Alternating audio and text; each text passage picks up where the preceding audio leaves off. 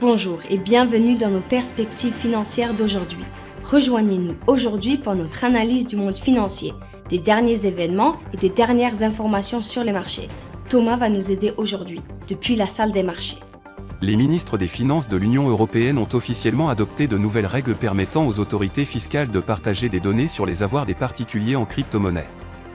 Le document sera publié au journal officiel de l'UE et entrera en vigueur 20 jours plus tard. Alphabet, la société mère de Google, devrait présenter ses résultats du troisième trimestre le 24 octobre et la société d'investissement Bank of America a déclaré qu'elle s'attendait à des titres favorables, en raison notamment de la force de YouTube, de la recherche et de l'intelligence artificielle. Les données récentes sur le marché du travail montrent un ralentissement de l'économie qui devrait conduire à une croissance plus lente des salaires et à une réduction de la pression inflationniste, a déclaré Swati Dhingra, responsable de la politique de la Banque d'Angleterre. L'action Facebook a gagné 1,6% lors de la dernière session.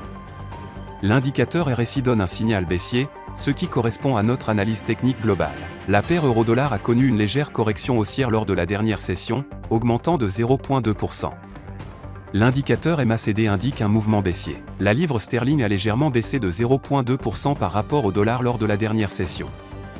L'indicateur stochastique indique un mouvement baissier. La dernière session a vu le dollar australien gagner 0,4% contre le dollar. L'indicateur stochastique indique un mouvement baissier. L'indice des prix à la consommation de la Grande-Bretagne sera publié à 6 h, l'IPCH de l'Autriche à 7 h, l'indice de référence des prix à la consommation de la Grande-Bretagne à 6 h. Le livre beige de la Fed des États-Unis sera publié à 18 h, les mises en chantier de logement des États-Unis à 12 h 30, les importations du Japon à 23 h 50. Nous espérons que vous avez apprécié nos perspectives du marché d'aujourd'hui. De la part de toute l'équipe, nous vous souhaitons une journée de trading productive.